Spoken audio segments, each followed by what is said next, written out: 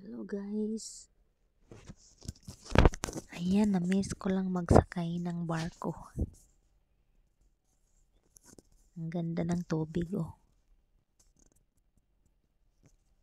Yan, maligo na tayo. Ayan, sakay tayo ng barko. Diba? Ganda ng tubig.